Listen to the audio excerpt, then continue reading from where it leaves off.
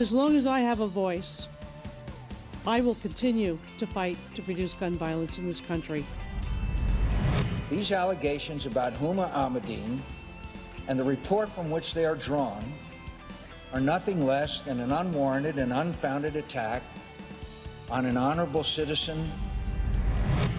There's Mitt Romney, who ran the Salt Lake City Games, waving to China, home to 1 billion people. Thousands owe their jobs to Mitt Romney's companies. Good evening, everybody, and welcome to RFL. I'm Richard French, and thanks a lot for joining us this Wednesday evening, July 25th. A lot to cover in the next 60 minutes. And up first, American ammo. Now, in the wake of that horrific mass shooting in Colorado, we are asking, as we have since Friday, if it's time that we reassess guns in America and if it's time for Washington to take additional action. And then next, Michelle's Muslim McCarthyism. Well, Michelle Bachmann, she got a new witch hunt going here and is targeting at Huma Abedin. Now, that's Hillary Clinton's top aide, and many of you may remember her more recently as the wife of Anthony Weiner. Now, Bachmann says she's tied to the Muslim Brotherhood here, but even her Republican colleagues, at least some of them, say this time she's gone too far. And later, the silly season will have political campaigns descended with all the important stuff going on into complete nonsense. There's an ad that, at least I think, is just the latest example of it. Now, we're going to show you why tonight. And then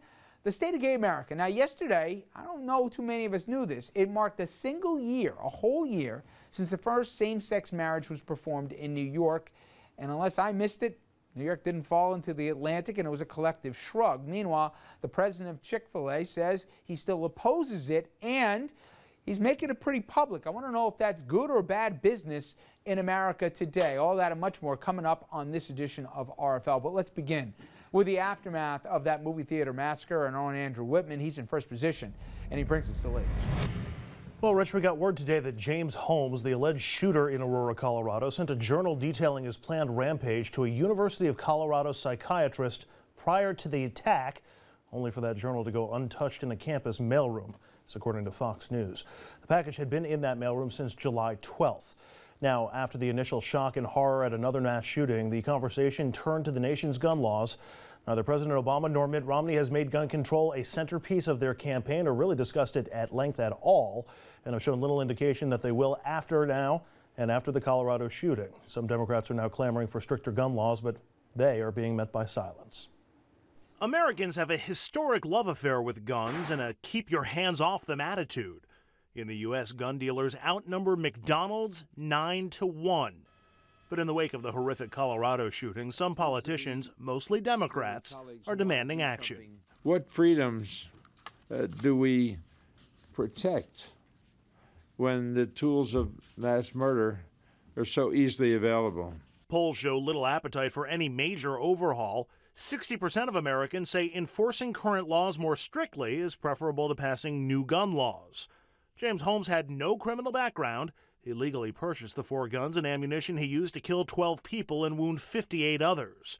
Colorado's governor said that stricter gun laws wouldn't have stopped him. He would have found explosives. He would have found something else. President Obama has given no indication he'll take any bold action on the issue. I hope that over the next several days, next several weeks, and next several months, we all reflect on how we can do something about some of the senseless violence that ends up marring this country. Congressional leaders noticed. The president has made clear that he's not going to use this horrific event to push for new gun laws. I agree. This week, Congress held moments of silence for the Colorado victims, but for politicians like Congresswoman Carolyn McCarthy, whose son was injured and husband was killed in a mass shooting on the Long Island Railroad, more needs to be done. To say that we are grandstanding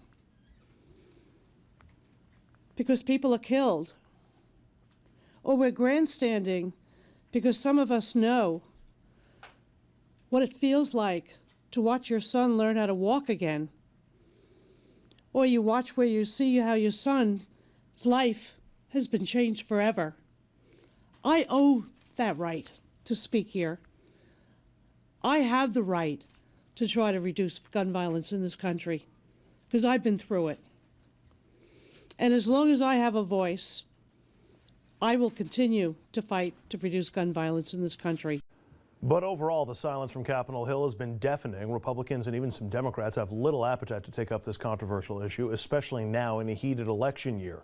A few Democrats, however, are digging in, citing the shooting as evidence of the need for tougher gun control laws, particularly a ban on high-capacity ammunition magazines. But Congress has not passed strict legislation on guns in more than a decade. Rich? All right, Andrew, thank you very much. And we've got a good panel tonight for this conversation.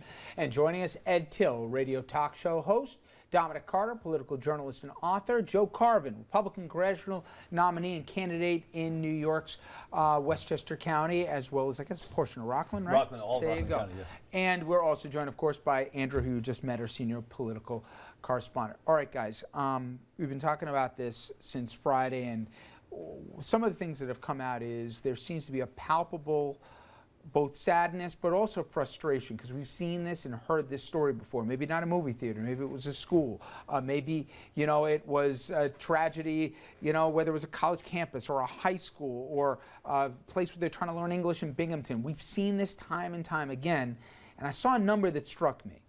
12,000 people a year die at the other end of a gun. And they said if nothing is done under the next president who's ever elected, 48,000 people would represent how many people were killed, Americans were killed in Vietnam over 10 years. And if you put it in that context, I would hope we'd say status quo isn't good enough. And Joe, I'd love to start with you and ask you, there's a couple of tangible decisions that Congress has before them if they choose to take it. One is on assault weapons. The AR-15, and we can show a picture to our audience. This was the gun that lunatic used in Colorado. And if somebody thinks it looks like an M16, it should, because it looks almost completely identical with slight modifications. Do you believe this gun and the assault weapons ban that exact gun and others like it until 2004, should that be in the public population? Well, no, it should not. And but I think the goal is to reduce gun violence, right? And I think first and foremost, I would be in favor of an assault gun ban. These are not guns that are used for hunting, so you're not prohibiting people, you're not violating the Second Amendment, which I wholly support. But I think if we're going to reduce gun violence, we have to think broader. I think there's questions of capital punishment that need to be talked about. I think I would use capital punishment in this case. It's a very clear case. We have to be judicious about how we use capital punishment. Here we know the facts. We know exactly what happened. And the third thing, I think we ought to talk about violence on TV. I think the average 13-year-old sees about 10,000 murders by the time they're 13. I think that, you know, ultimately for a mind that's not as well established, or certainly in this case presumably warped, you know, I think these kinds of things can happen. So I think absolutely we should have the assault gun weapon ban. But I think it has to be a broader conversation. I think we have to have, how do we punish these kinds of people? And then I think, how do we create a culture? And we'll get into that over this conversation. But, Ed, we saw numbers that surprised me, at least, because you certainly listen to President Obama and you see Mitt Romney, and the silence is very deafening. They're not going to talk about this before November. But I believe that the trending was, and Andrew went through the numbers last night, that the public has lost all appetite for any form of additional gun control. But when you drill down in the numbers, on assault weapons specifically, the plurality are with Joe, even though he's in the vast minority when it comes to his own party. So if a candidate actually went forward and said, I'm going to push for an assault weapons ban if you elect me in November, would that cost or get them votes? I think it'll cost them votes. I think that the whole approach to gun control, I remember the aftermath of the Kennedy assassinations. And that's when there really was a groundswell in America. No one was really comfortable with the amount of weaponry and how easy it was to get. But here we are 35 years later, and it's been diluted and battered. Whether the public's perception is accurate or not, or it's just that they've lost faith in their leaders. In other words, you can talk a good game on gun control. What happens when you get elected? The other thing that's happened is there's been a pop culture embracement of firearms. It is cool all over the internet to go get an AR-15 and customize it up to make it the perfect weapon for whatever your intentions are. So both of those have collided and I think obscured any common sense discussion on gun control. You know, Dominic, we talk a lot about in politics where there's constituencies that are not going to vote for you no matter what, and constituencies are going to vote for the guy no matter what he or she does, okay? I mean, they could come to work dressed up green here with, you know, funny ears on. They're still going to get the vote of these constituents, and the others wouldn't vote for them if they were handing them cash. It's that 5 to 10% that there's always that margin in every district. My question, though, is, if somebody came out and said, knowing that they're only risking that middle ground, ammo clip, for example, talked about assault weapons. The only reason this guy stopped firing after 100 bullets was because his clip jammed. It's no sense, I think, to almost anyone I speak to, that that thing should be for public consumption right now. Cops don't walk around the streets with this thing. Why should some lunatic be able to go into a store, often without even a background check, and buy that thing legally? If some politician came out and said that, I'm not even talking about the president, but an elected official, do you agree with Ed that it costs more votes than get them? Yes, sadly, I do. It depends on the district, first of all, Richard.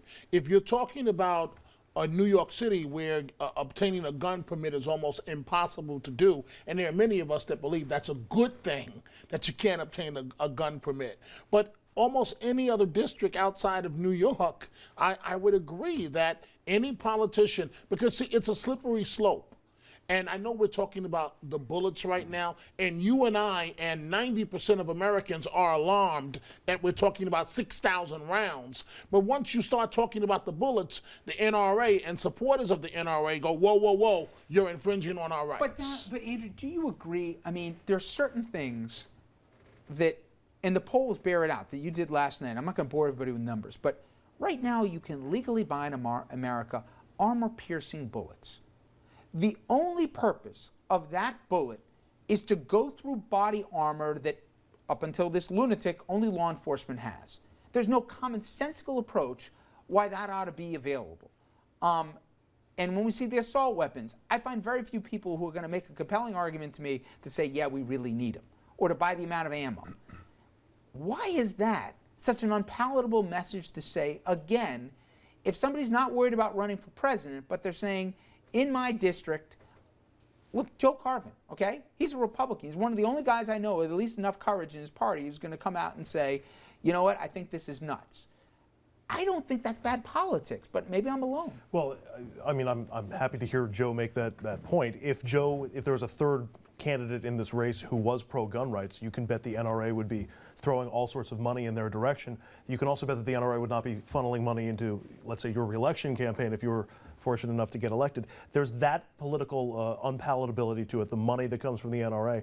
And there's also a feeling that any infringement on any gun element is eroding gun rights. And people get so wrapped up in the constitutional right that they think the Second Amendment provides them, that there's a real sense that you do that and who knows what's next. The slippery slope argument, which has never really been popular on so many levels with a lot of the people who are pro-gun, extraordinarily popular when it comes to guns. We have a Congress who won't even let somebody on the terror watch list, that won't even limit their rights to buy a gun. And if that's in the interest of national security, somebody's going to have to explain that one to me.